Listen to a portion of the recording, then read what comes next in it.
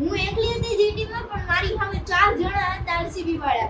પછી અમારે જીટી ની એક વિકેટ જઈને તો એ બધે હૂપ હૂપ કરે.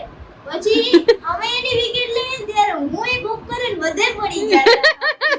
પણ ચાલે જીતું તો આરસીબી જ એનું જીતું આરસીબી પણ જીતવાના ચાન્સીસ આપ્યો તો અમે. ચાન્સીસ નથી થયો.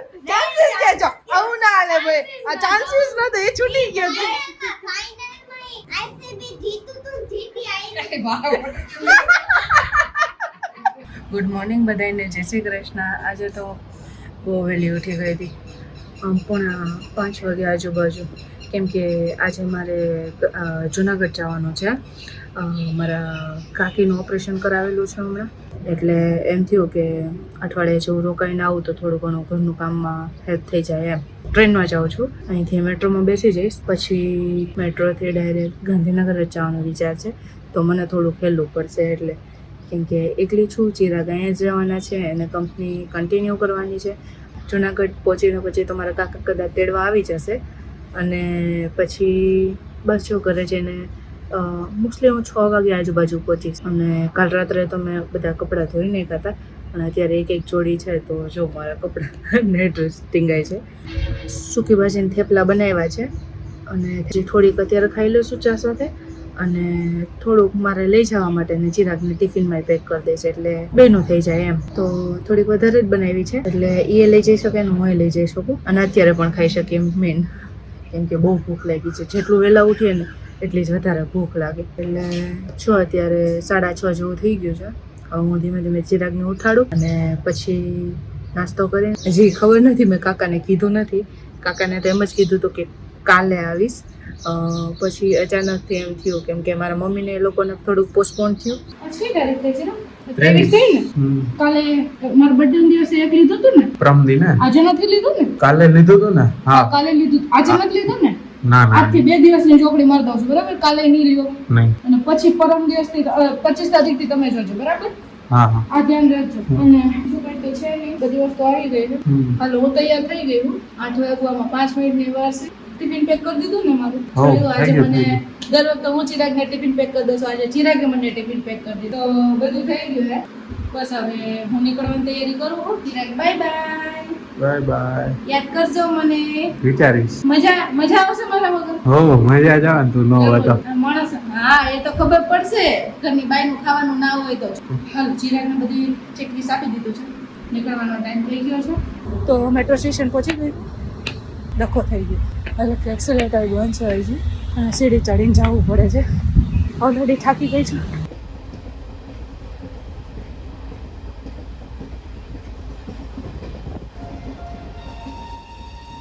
બસ હવે જુનાગઢ રેલવે સ્ટેશન પહોંચી ગયું.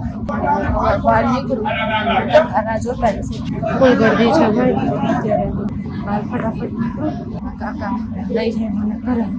થાકી ગઈ હું જોરદાર વળી. આ બાજુ એન્ટર થઈએ ને એટલે અલગ જ મસ્ત મીઠો પવન આવવાનું ચાલુ થઈ જાય, અને એની હવા પાણી અલગ જ હોય. એમ થઈ જાય કે હા મજા આવી ગઈ. વાહ, મને તમે બારોબાર નીકળવાનું કીધું હતું.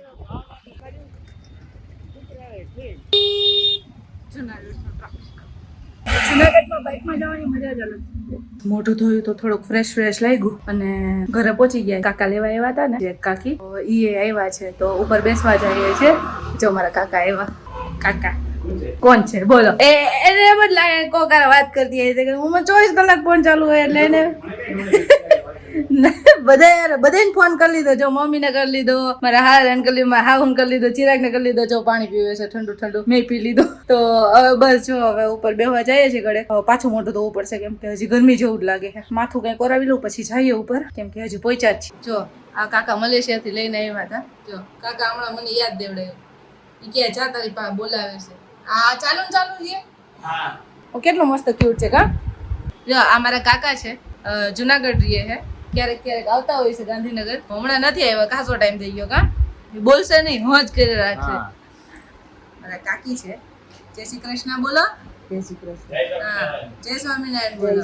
હા ભાઈ, અમારે કાકી અહીંયા પહેલેથી એમનો જન્મ જુનાગઢ જ છે કા, એટલે પહેલેથી અહીંયા જઈએ. હમણાં થોડીક મજા નથી. હમણાં તાજું ગયા અઠવાડિયે છે ને મારા કાકીનું ઓપરેશન કરાવેલું હતું, એમને થોડોક આરામ કરવાનો કીધો છે. જો અહીંયા છોકરાઓ બેઠા છે બધા. જો આ છોકરાઓ ભણે, જો કેટલું ભણે છે આ બધા. જો હા, અહીંયા તો લાઈનમાં બેઠા આ બધા. લે આ તો આ ડ્રોઈંગ કરે છે. આવું ભણવાનું હોય? આ કઈ નવીન ભણે. જો આ ભણે છે. આ જો અહીંયા આ હું ઘર બનાવે છે. આ તો જો આ તો કઈક નવીન જ બનાવે છે. આ તો ઘર નથી લાગતું. બોલ.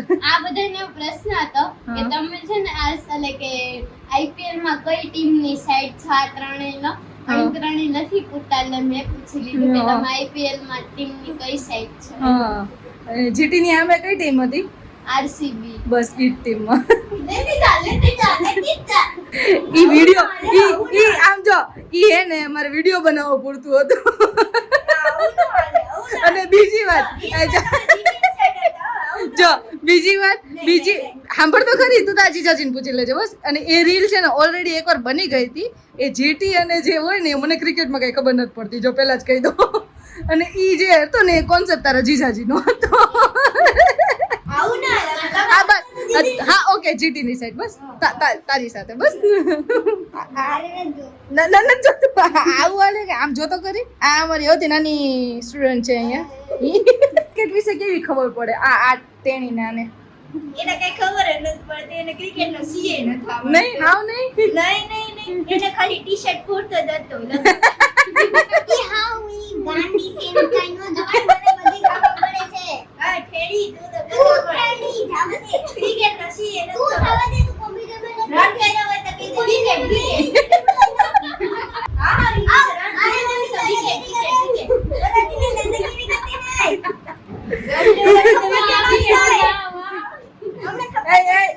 રન મારી નહીં છોકરા એવું પછી થઈ જાય કા? બેનું માં એટલું તો હાલે. એ બેન તમારું ક્યાં પહોંચ્યું? હા, તમારું ઘર ક્યાં પહોંચ્યું? તમે હું મોટા થઈને એન્જિનિયર બનવાના છો બેન? હા ડોક્ટર બનાવવાનું. નાની નહીં એની વાતો. હે અહીંયા જોઈને તો બોલ. મોટા ને એની વાત જ નહીં સાંભળે. એની વાત મારી તો વાત સાંભળ.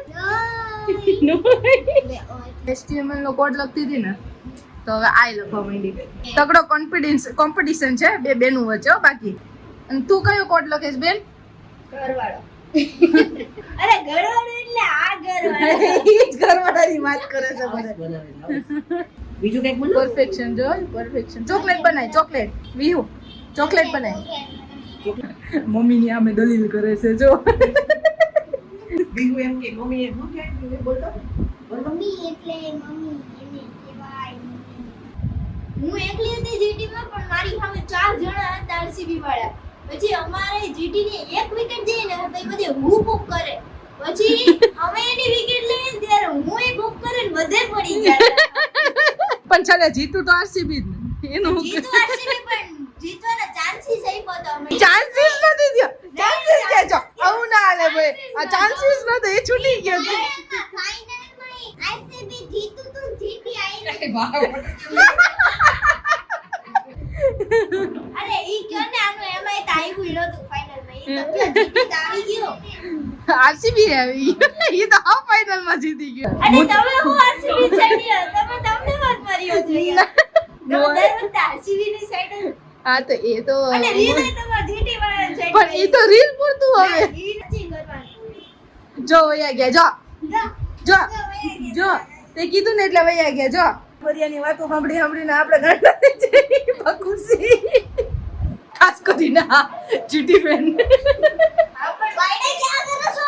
તું બાયડે ક્યાં કરે છે ખબર ને? બધવા માંડ્યા.